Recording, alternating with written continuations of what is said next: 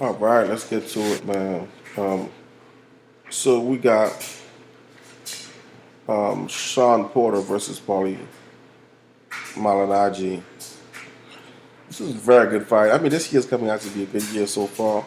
They started late, but they're getting there.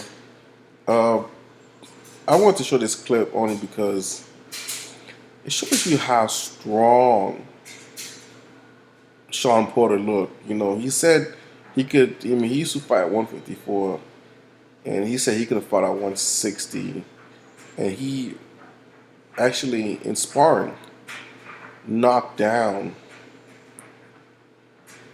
James Kirkland. So this dude is strong, and he's fast because he used to play football. No, well, not because he used to play football. Because I think that helps out too. I think he has a.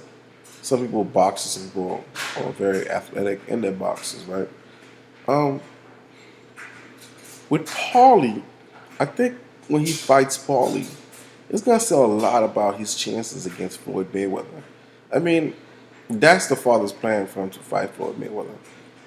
If he beats Paulie, I think it's gonna say a lot about his chances. I mean, how he beats Paulie is gonna say a lot about his chances of against Floyd Mayweather. So I'm not looking at this fight as who's gonna win. I look at this fight as how they potentially match up with Floyd because that's what this match is about. Um, my problem with Paulie is that Paulie tends to lose to fighters that are bigger than him. You know, if you look at some of Paulie's fights, the one he lost, Miguel Cotto, Ricky Hatton. Ricky Hatton is a big dude, believe it or not. You know, he loses a lot of weight before he gets into that 140 pound, um, size of his, and his fight is different. He just mauls you. But I was very surprised Paulie didn't beat Ricky Hatton, to be honest with you. Amir Khan, I was shocked to see Amir Khan beat Paulie too. But Khan was, if you see that fight, Khan was much bigger. I mean, way bigger than Paulie. And I think Paulie was coming up in weight too. So that's not a surprise. And then he lost to Adrian Broner. We all know about that fight. Um, it was more of a stylistic matchup in a sense where Broner looked good.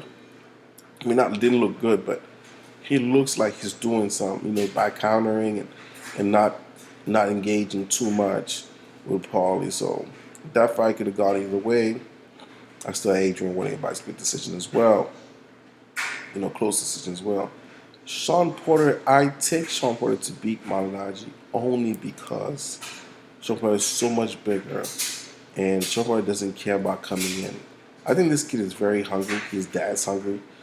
And they think they have a chance of fighting Floyd Mayweather. So I'm looking for Sean Porter to win this fight just based on sheer size. If Paulie beats Sean Porter, it will tell me a lot about Paulie. And if Sean Porter beats Paulie, it'll tell me a lot about his chances against Floyd. I mean, we already know everything Paulie brings to the table. We're not quite sure if Sean Porter could deal with a jabber like like Paulie. I know people say, well, he deal with Devin Alexander. Devin Alexander is a jabber. He doesn't move quite like Paulie. Paulie has good spacing, you know. Um, I mean, very good.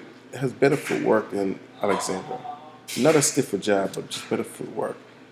Anyways, let me know what you think.